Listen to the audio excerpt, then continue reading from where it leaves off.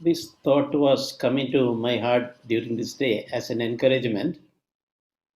एक विचार मेरे मन में आया एक प्रोत्साहन के रूप में। That's a verse in Romans chapter 8. Romans 8:26. Romeo 8 उसका 26 वचन। In that verse, an इस expression is written that the Spirit also helps our weakness. और वहां लिखा है इस रीति से आत्मा भी विफलता में सहायता करता है। Yeah, the Holy Spirit will help us in our weakness. पवित्र आत्मा हमारी निर्बलता में हमारी सहायता। Yeah, so that verse was coming as an encouragement to my heart today. In reality of life, we all can be in situations when we recognize our own weakness. और जीवन के ऐसे कई परिस्थितियों में वास्तविकताओं में हम ऐसे परिस्थिति में होते हैं जहां हम अपनी ही निर्बलता को देख सकते हैं। Situations when we find a kind of end of ourselves. और ऐसी परिस्थिति जब हम हारे हुए महसूस करते हैं या अपने सामर्थ्य से बाहर चीजों को पाते हैं। And we think there is no another grain of energy, strength in me.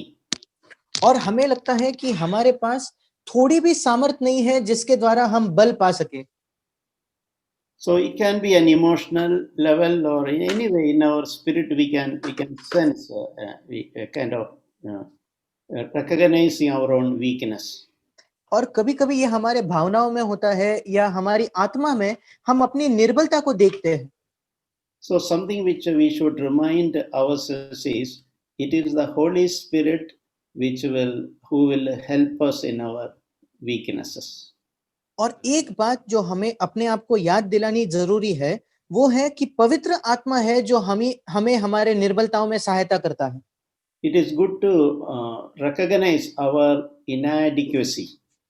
और अपनी ही असक्षमता को पहचानना या हमारे पास कुछ सामर्थ्य नहीं है ये पहचानना एक अच्छी बात है। Yeah, our own nothingness. हम कुछ भी नहीं है।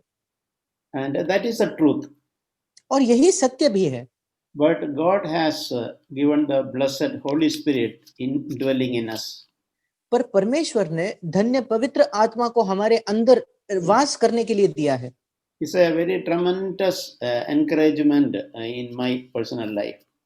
और ये मेरे व्यक्तिगत जीवन में एक बहुत बड़े प्रोत्साहन का कारण है।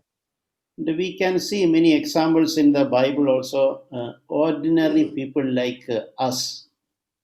हम बाइबल में भी ऐसे कई उदाहरणों को देखते हैं कि हमारे समान साधारण लोग whatever purposes God has planned in their life, they are accomplished because God empowered them. उनके जीवन में उन्होंने जो कुछ पूरा किया जो कुछ हासिल किया वो इस वजह से था क्योंकि परमेश्वर ने उन्हें सामर्थ्य दी। So that happens when we human beings when we acknowledge that I am weak. और ये तब होता है जब हम मानव लोग इस बात को ग्रहण करते स्वीकार करते हैं कि हम निर्बल हैं।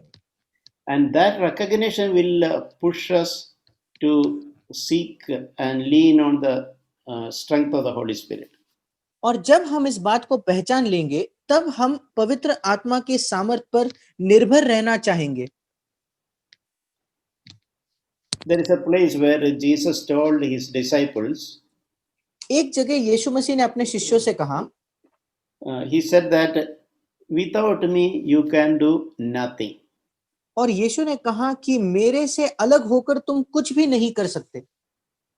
Some years before, I remember that truth came to me as a life-changing thing in my life. और कुछ सालों पहले मुझे याद है कि ये एक वचन मेरा जीवन बदलने वाला एक सत्य के रूप में मैंने उसको देखा।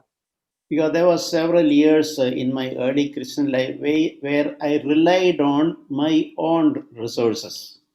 क्योंकि मेरे मसीही जीवन में ऐसे कई साल थे जब मैं अपने ही मेरे सामर्थ्य पर निर्भर होता था।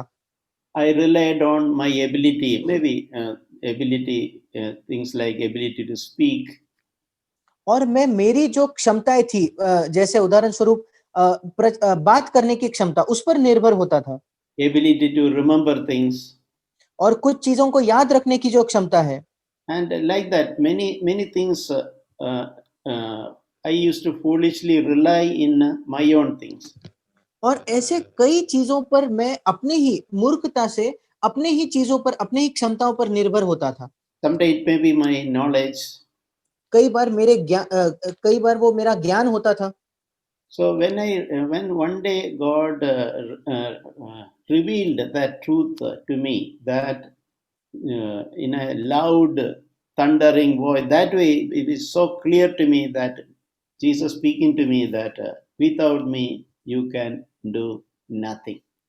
और एक बार परमेश्वर ने मुझे इस सत्य को याद दिलाया और इतने एक स्पष्ट आवाज से मानो एक बड़े गड़गड़ाहट के साथ ऐसे आवाज में यीशु ने ये सत्य को याद दिलाया कि मेरे से अलग होकर तुम कुछ नहीं कर सकते। So that truth came to me as a great relief in my life. और ये सत्य ने मेरे जीवन में एक बहुत बड़ा आराम लाया। Yeah, those period I was trying to live Christian life with my own strength. क्योंकि उन दिनों में मैं अपने ही सामर्थ्य में मसीह जीवन जीने की कोशिश कर रहा था। My own ability. Some people think about the self will.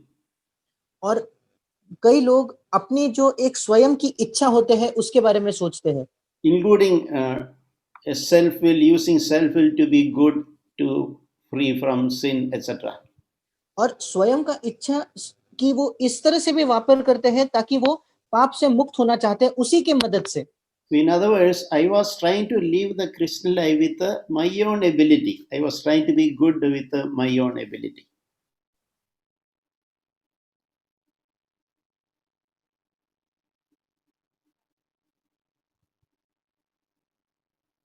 जीवन था और मैं अपनी इच्छा होना चाहता था। Yeah. So it was a great thing to know that without Jesus we can do nothing. और ये एक महान बात थी जब मैंने जाना कि यीशु से अलग होकर हम कुछ नहीं कर सकते। So that is the same thing which I was telling from Romans 8 verse also, that in our weakness the Holy Spirit will help. और यही बात मैं रोमियो 8 से भी बता रहा था कि हमारे निर्बलता में पवित्र आत्मा हमारी सहायता करता है। So till we find our own weakness, Holy Spirit cannot help us. और जब तक हमें अपने ही निर्बलता का एहसास नहीं होता, पवित्र आत्मा हमारी सहायता नहीं कर सकता। When we think that we can accomplish certain thing, we can help others, we can be a blessing to others, in our own resources, Holy Spirit will not be able to help us. जब हमें लगता है कि हम अपने ही बलबूते पर, अपने ही सामर्थ्य से हम चीजों को कर सकते हैं, तब पवित्र आत्मा हमारी सहायता नहीं करता। There's a passage in 2 Corinthians chapter 12, दूसरा कुरिन्ती उसके 12वें अध्याय में हम पढ़ते हैं, verses 7 onwards. 7 वचन से आगे। Here, Paul is talking about a particular difficult situation in his life. और यहाँ पौलुस उसके जीवन के एक कठिन परिस्थिति के विषय में कहता है। And he had a reason, because God was very concerned that because of the great revelation which God gave him, Paul should not become proud. और परमेश्वर की ये चिंता थी कि क्योंकि परमेश्वर ने पौलुस को बहुत सारे प्रकाशन दिए थे, तो इन प्रकाशनों के बहुतायत की वजह से पौलुस को घमंड ना हो जाए। So God gave him a problem in his physical body. और इसलिए परमेश्वर ने पौलुस को उसके शरीर के अंदर एक समस्या दी। Probably it was some painful and visible to others, a kind of sickness. और शायद वो एक ऐसी बीमारी थी जिसमें बहुत दर्द होता था और दूसरे लोग उस बीमारी को देख सकते थे। The more details are not given about it. उसके बारे में ज्यादा हमें विस्तार से नहीं बताया गया है। But he's saying that he allowed the messenger of Satan to torment him. पर ऐसा लिखा है कि शैतान के एक दूत को उसको घूंसे मारने की अनुमति दी गई। And he's saying that it was like a thorn in the flesh. और पौलुस ये भी तक कहता है कि उसके शरीर में एक कांटा चुभाने के समान वो था। We can understand if thorn is keeping on pricking us, how painful it will be. और हम इस बात को समझ सकते हैं कि अगर एक कांटा हमें चुभता है तो वो कितना दर्दनाक हो सकता है। and how irritating that will be. और वो हमें कितनी तकलीफ पहुंचाता है. And Paul prayed to God, Lord, please relieve me from this. और पौलुस ने परमेश्वर से प्रार्थना की कि प्रभु मुझे इस समस्या से छुड़ाइए. It says that he prayed 3 times. और ऐसा लिखा है कि इस विषय में पौलुस ने 3 बार विनती की. He did not pray so many times. He prayed just 3 times. उसने बहुत बार तो नहीं बल्कि सिर्फ 3 बार प्रार्थना की. And we know that that answer which Jesus gave, और हम जानते हैं कि यीशु ने उसको क्या उत्तर दिया. that is in 2 Corinthians chapter 12 verse 9. वो है दूसरा कुरिन्थी उसका 12 अध्याय और 9 वचन. My grace is sufficient for you. मेरा अनुग्रह तेरे लिए बहुत है. This is an example how why it is described there is for all of us. That is how God would deal with us. और ये एक उदाहरण है जिसका हम यहाँ पढ़ते हैं. ये एक तरीका है जैसा परमेश्वर हम सबसे बर्ताव करता है. So when we pray for different things, God can answer us in 3 different ways. और जब हम अलग अलग चीजों के लिए प्रार्थना करते हैं तो परमेश्वर 3 अलग अलग प्रकार से हमें उत्तर दे सकता है. Sometimes it will be a quick, immediate answer.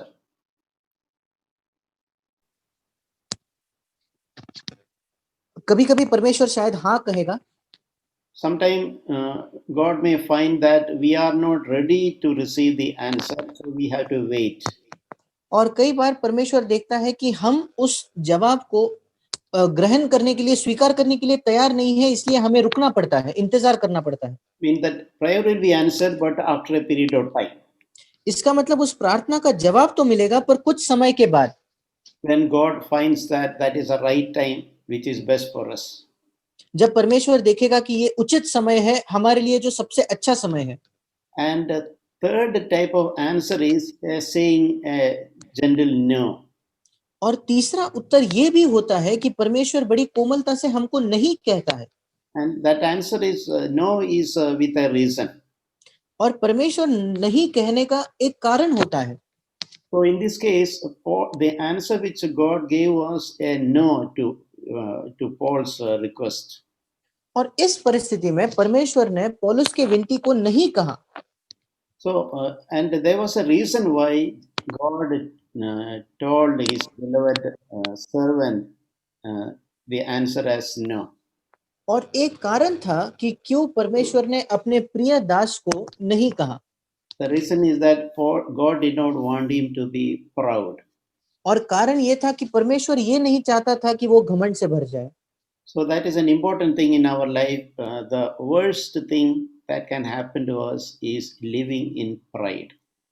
और ये एक जरूरी बात है हमें समझना कि हमारे लिए सबसे बुरी बात जो हो सकती है हमारे जीवन में वो है घमंड के साथ जीना.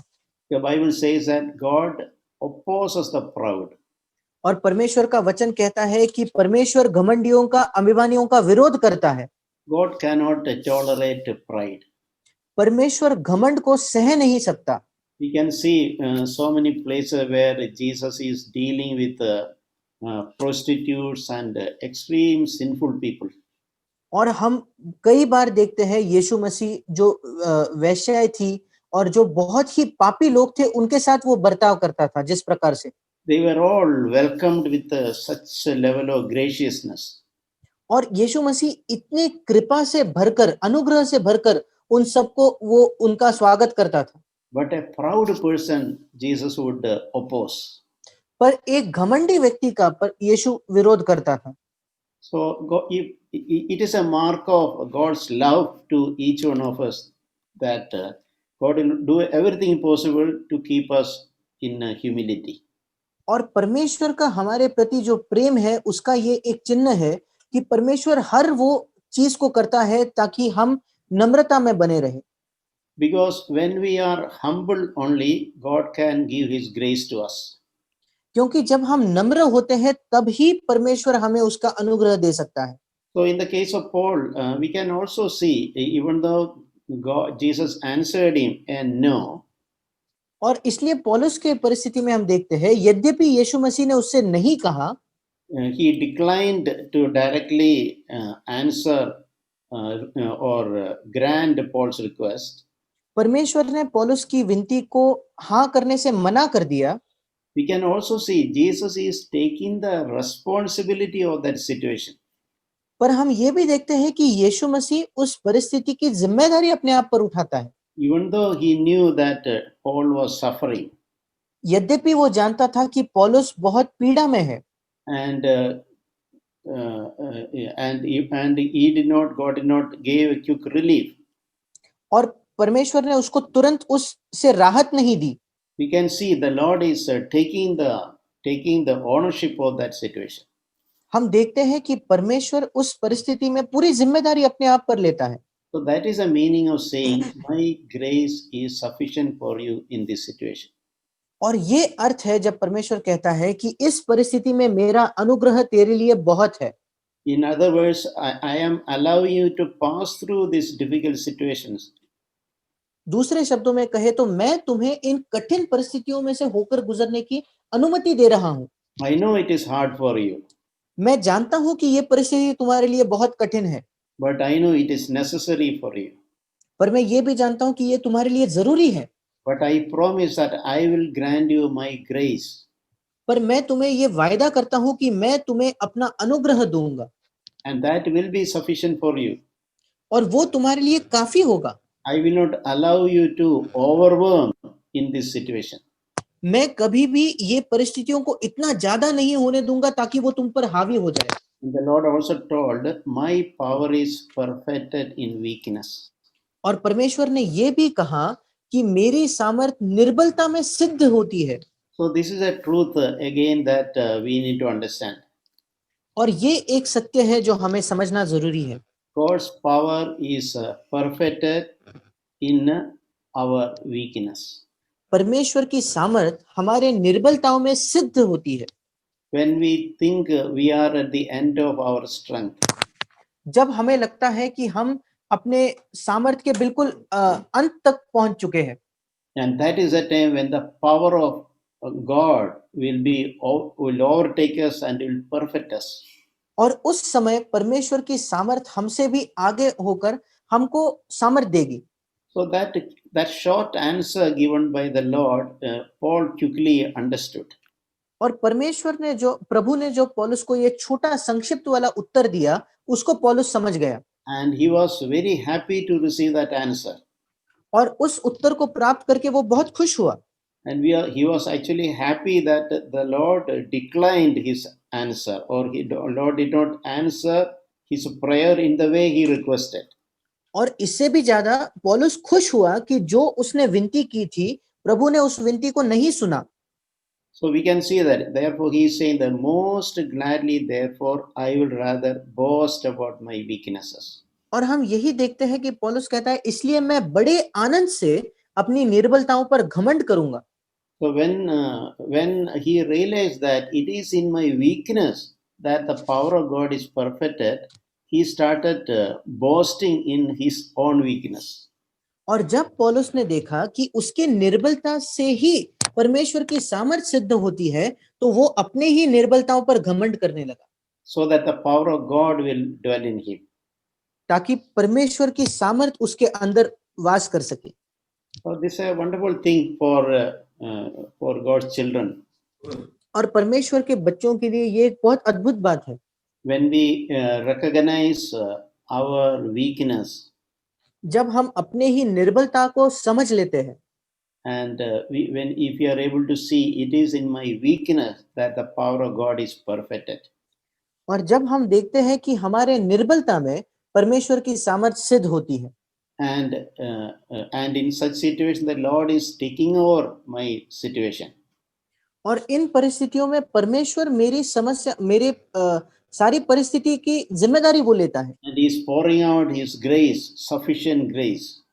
और वो अपना पर्याप्त ऐसा अनुग्रह उस परिस्थिति में उंडेल रहा है।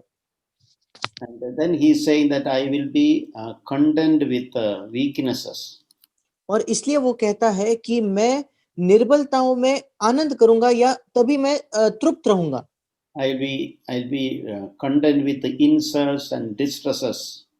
और निंदाओं में और दरिद्रताओं में मैं खुश रहूंगा। In persecutions, difficulties. और उपद्रव में, संकटों में। And in verse 10, he is saying, For when I am weak, then I am strong. क्योंकि 10वें वचन में वो कहता है, क्योंकि जब मैं निर्बल होता हूं तभी बलवंत होता हूं। It's a wonderful thing, dear brothers and sisters, if we can recognize this. ये एक अद्भुत बात है मेरे भाई और बहनों, अगर हम इस बात को पहचान सके तो। Paul could say that when I am weak, that is when I am strong. पौलुस इस बात को कह सकता था कि जब मैं निर्बल हूं तभी मैं बलवंत हूं। So that sounds like a contradiction. और सुनने में तो ये बिल्कुल विरुद्ध लगता है, विरोधाभास लगता है। As a man, when I am weak, that is when the power of God is perfected in me. एक मनुष्य के तौर पर जब मैं निर्बल होता हूं तभी परमेश्वर की सामर्थ मुझ में सिद्ध होती है। So we see examples in the Bible like Moses. और इसलिए हम बाइबल में ऐसे उदाहरण देखते हैं जैसा मूसा था। When Moses was broken over a period of years, कई सालों के दौरान जब मूसा टूट गया, there was a time when he was relying his knowledge, his education, his physical strength. एक ऐसा समय था जब मूसा अपने ज्ञान पर, अपने शिक्षा पर और अपने शारीरिक जो सामर्थ्य है उस पर निर्भर होता था। We know a situation where at one point in time with just one hit he killed one Egyptian. और हम जानते हैं कि उसके जीवन में एक ऐसा समय था जब उसने एक ही फटका मारकर एक मिस्री को मार गिराया। And he was in Pharaoh's palace. He received the best education and training, maybe in martial arts, in everything possible. The best kind of skills development happened. और वो हम जानते हैं कि वो फिरौन के राजमहल में था और बहुत ही शायद उसको उच्च रीति का प्रशिक्षण मिला होगा हर चीज में। But God had to break him before he could start using him. पर मूसा का इस्तेमाल करने से पहले फिरौन को उसको परमेश्वर को मूसा का तोड़ना बहुत जरूरी था। Because God did not want to use him when he was relying on his own skills or abilities. परमेश्वर उसको तब इस्तेमाल नहीं करना चाहता था जब वो अपने ही सामर्थ पर, अपने ही क्षमताओं पर निर्भर था। So he came to a point when the Lord asked him to lead the children of Israel out of Egypt. और एक ऐसा समय आया जब परमेश्वर ने मूसा से कहा कि तुम इन सारे इस्राएलियों को इस मिस्र देश से बाहर ले जाओ। So he said he recognized in my own life I have no strength I don't have that ability to lead such a 600,000 people. और उस समय मूसा ने इस बात को पहचान लिया कि मेरे जीवन में, मेरे सामर्थ्य से मेरी क्षमता नहीं है कि मैं इन 6 लाख लोगों का अगुवा बन सकूं। Then when the Lord asked him, he said, "Please, Lord, I am not eloquent." That's in Exodus chapter 4, verse 10. Uncle, I could not hear. Could you repeat once? Yeah, Moses told that I am not eloquent. और मूसा ने कहा कि मैं बोलने में निपुण नहीं हूं। Correct. Because Moses knew that as a leader to speak and deal with 6 lakh people, it is not a joke. और मूसा जानता था कि एक अगुवा होकर 6 लाख लोगों को अगुवा होना, उनसे बातचीत करना, ये कोई छोटी बात नहीं है। And he sees that I don't have that eloquence, so please send somebody else. और इसलिए वो परमेश्वर से कहता है, मैं तो बोलने में निपुण नहीं हूं, तू किसी और को भेजना। And then God answered in Exodus chapter 4, verse 11, who made man's mouth? और तब परमेश्वर निर्गमन 4:11 में उसको उत्तर देता है कि मनुष्य का मुंह किसने बनाया है? Who made him mute or deaf? मनुष्य को गूंगा या बहरा किसने बनाया है? Seeing or blind? या देखने वाला या अंधा किसने बनाया है? So is it not I, the Lord? मुझे यहोवा को छोड़ कौन बनाता है? Then he said, now then go, even I will be with your mouth. और फिर परमेश्वर ने कहा, अब जा, मैं तेरे मुख के संग होकर तेरे संग होकर चलूंगा। And teach you what you are to say. जो तुझे कहना होगा वो तुझे सिखलाता जाऊंगा। that God never intended to use his own strength. और परमेश्वर ये कभी भी नहीं चाहता था कि मूसा अपने ही सामर्थ का इस्तेमाल भी करे। God wanted to wait till he was ready, and Moses was no more relying on his own abilities, skills, and his strength. परमेश्वर इंतजार कर रहा था उस समय का जब मूसा अपने सामर्थ पर, अपने क्षमता पर बिल्कुल भी निर्भर नहीं था। And when he was ready, and when he recognized that I cannot speak, I don't have the ability to lead, then God promised, I am the one who made your mouth, I will give you strength.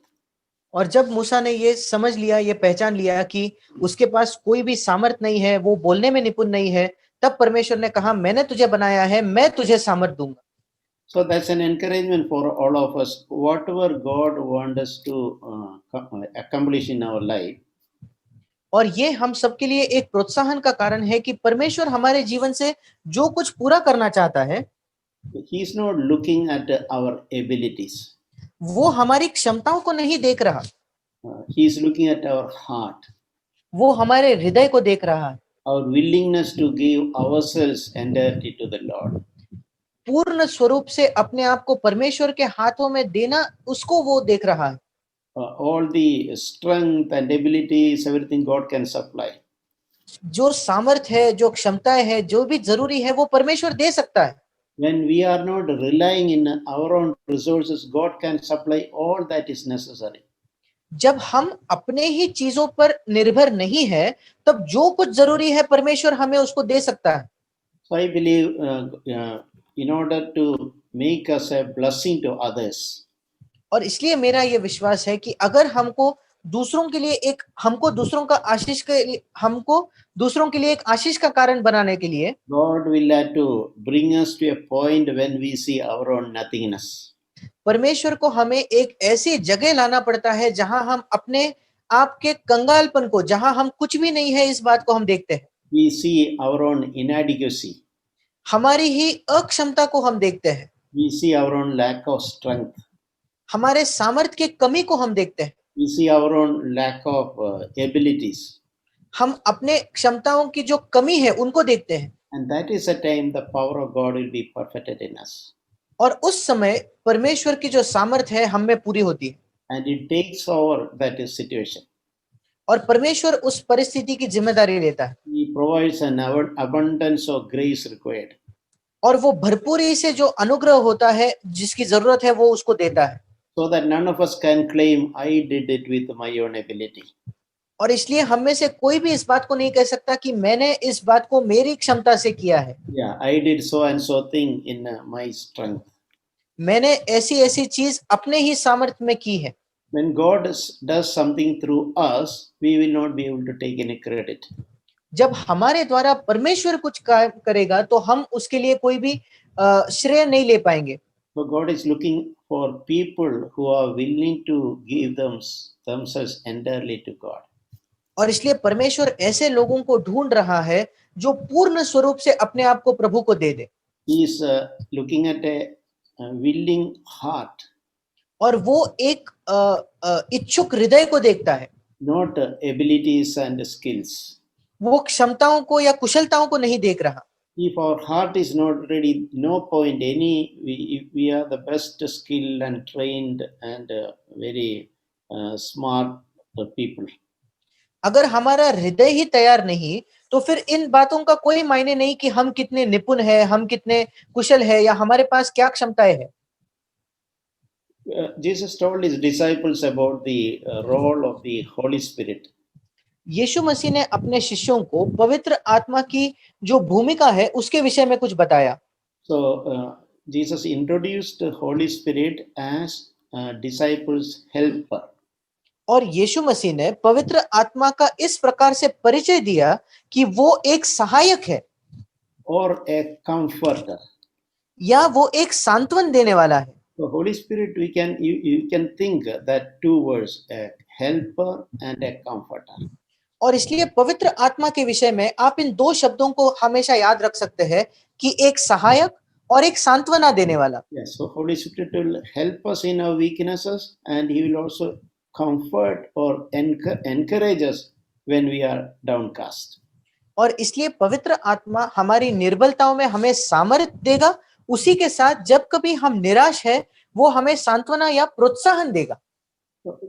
We read that in John chapter 14, हम इसको यूहन्ना उसके 14 अध्याय में पढ़ते हैं, 16 and 17. उसका 16 और 17 वचन। And 16 verse 17 says that he will the Holy Spirit will abide in us. और 17 वचन में लिखा है कि पवित्र आत्मा हमारे अंदर रहेगा। And then in verse 18 says that I will not leave you as orphans. और फिर 18 वचन में लिखा है कि मैं तुम्हें अनाथ नहीं छोड़ूंगा। Yeah, this again something which I am extremely encouraged when the Holy Spirit was reminding me. और ये एक दूसरी बात है जिससे मैं बहुत प्रोत्साहित हुआ, जो पवित्र आत्मा मुझे याद दिला रहा था। So when we remember something in a difficult situation that I am not an orphan, I have somebody to take care of me. That's a extremely encouraging thing. और जब एक कठिन परिस्थिति के बीच में हम इस बात को याद कर सकते हैं कि मैं एक अनाथ नहीं हूं, मेरे साथ कोई है जो मेरी सहायता करेगा, तो ये बहुत एक सांत्वना देने वाली बात है। So I remember that time when these words again came such a extreme in a personally it came such an unspeakably a comfort and encouragement. और मुझे मेरे जीवन में एक ऐसा समय याद है जब ये वचन एक बहुत ही ज्यादा सामर्थ्य से मेरे लिए बहुत उसने सांत्वना लाया। Yeah, in this world I have many challenges. इस संसार में मेरे जीवन में कई कठिनाइयां हैं, कई चुनौतियां हैं। Everything may not be happening as I desire. जैसा मैं चाहता हूं शायद वैसे सारी चीजें नहीं हो रही। I may have my own battles, मेरे पास अपने ही युद्ध है लड़ने के लिए, but I am not alone. पर मैं अकेला नहीं हूं, I am not an orphan. मैं एक अनाथ नहीं हूं। I have a Father in heaven स्वर्ग में मेरा एक पिता है who will take care of everything in my life. जो मेरे जीवन में हर चीज की देखभाल करेगा। And he is assuring that, particularly in the context of the help that is available through the Holy Spirit. और विशेषकर परमेश्वर इस बात को उस पृष्ठभूमि में कहता है कि पवित्र आत्मा के वजह से हमें जो सामर्थ्य प्राप्त होता है वो When Holy Spirit is, we see that Holy Spirit is available as a comforter and a helper. We can count, we can tell ourselves, I am not an orphan. जब हम देखेंगे कि पवित्र आत्मा एक सहायक और एक सांत्वना देने वाले के रूप में उपलब्ध है, फिर हम इस बात को कहेंगे कि हाँ, मैं एक अनाथ नहीं हूं। And later in that chapter, verse 26 and 27, और उसी अध्याय में आगे 26 और 27 वचन में the helper, the Holy Spirit, whom the Father will send you, परंतु सहायक अर्थात पवित्र आत्मा जिसे पिता मेरे नाम से भेजेगा, he will teach you all things. वो तुम्हें सब बातें सिखाएगा। So that is another. Holy Spirit will teach us all things. और ये दूसरी बात है कि पवित्र आत्मा हमें सब बातें सिखाएगा। That he will counsel us when we need to make decisions. जब हमें कोई निर्णय लेना होता है तो वो हमें सलाह देगा। And Holy Spirit will bring to your remembrance all that Jesus spoke in the Word of God. और परमेश्वर के वचन में जो कुछ यीशु ने कहा है, पवित्र आत्मा हमें उन बातों का स्मरण दिलाएगा। Yeah. Then Jesus said in verse 27, "Peace I leave you." और 27 वचन में फिर यीशु ने कहा, मैं तुम्हें शांति दिए जाता हूँ। And my peace I give to you. और अपनी शांति तुम्हें मैं देता हूँ। So when I read this is what I felt. When the Holy Spirit is there with me, in the absence of Jesus, the Holy Spirit is there with me to comfort, to help me and teach me. और मैंने इन वचनों को पढ़ने के बाद यही समझा कि यीशु मसीह की गैर उपस्थिति में पवित्र आत्मा है मेरी सहायता करने के लिए, मेरा सांत्वन करने के लिए और मुझे सिखाने के लिए। So that will bring a supernatural peace and rest in my life. और ये एक ईश्वरीय शांति और विश्राम को मेरे जीवन में लाएगा। And it is so in a personal way he is saying, my peace I leave with you. और बहुत व्यक्तिगत रीति से यीशु कहता है कि मेरी शांति मैं तुम्हें दिए जाता हूँ। And it is not a peace which the world can give to you. और ये एक ऐसी शांति नहीं है जो संसार तुम्हें दे सकता है. I think the peace with the world can give is probably when we see earthly things, a lot of money in the bank or a lot of everything going on well, people will be normally at peace. और इस संसार की शांति इस प्रकार होती है जब हमारा जीवन में सब कुछ सही चल रहा है, जब हमारे पास बहुत पैसा है, तब इस संसार में शांति मिलती है. But the peace which God wants to give us is not connected with our circumstances. पर जो शांति परमेश्वर हमें देना चाहता है वो हमारे परिस्थितियों से जुड़ी हुई नहीं है. Irrespective of our circumstances at a particular point of time, we can live and enjoy the peace which Jesus gives to us. किसी भी समय हमारी परिस्थिति कोई भी कुछ भी क्यों ना हो, हम यीशु मसीह जो हमें शांति देता है हम उसका आनंद ले सकते हैं. And that happened through the Holy Spirit. और ये पवित्र आत्मा के द्वारा ही होता है. It is the Holy Spirit who would impart that peace in our life. वो पवित्र आत्मा है जो हमारे जीवन में उस शांति को देता है. And Jesus is saying that, do not let your heart be troubled, nor let it be fearful.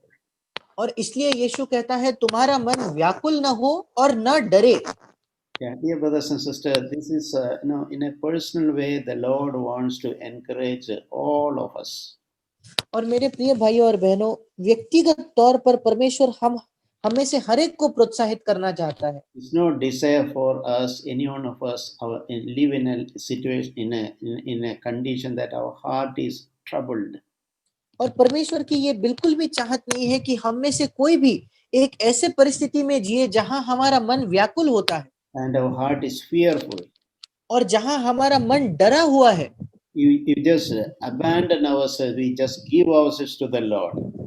अगर हम अपने आप को परमेश्वर के भरोसे छोड़ दे और उसको पूरा समर्पण कर दे, Jesus will give his peace to us. यीशु हमें उसकी शांति देगा. And Holy Spirit can continue to comfort us and help us. और पवित्र आत्मा हमें सांत्वना देते रहेगा और हमारी सहायता करते रहेगा. I want to conclude by just by reading one verse in Acts chapter 1 verse 8. और मैं अंत में प्रेरितों का पहला अध्याय और उसका 8वां वचन पढ़ना चाहता हूँ. We says that when we receive, you will receive power when the Holy Spirit has come upon you. वहां हम पढ़ते हैं जब पवित्र आत्मा तुम पर आएगा तब तुम सामर्थ पाओगे. So that was what we were discussing. Holy Spirit will help us in our weaknesses. और यही हम चर्चा कर रहे थे कि हमारी निर्बलता में पवित्र आत्मा हमारी सहायता करता है. So we can see that is reinforced here. और हम देखते हैं कि यहाँ ये सारी बातें फिर एक बार दोहराई गई है. So when the Holy Spirit comes, one single most important thing happen is we receive power. और जब पवित्र आत्मा आता है तो जो सबसे इकलौती चीज जो हम पाते हैं वो है सामर्थ. We receive supernatural power from God in our human weaknesses. हम परमेश्वर से एक ईश्वरीय सामर्थ को पाते हैं हमारे मानवीय निर्बलताओं में. May God help us. परमेश्वर हमारी सहायता करे.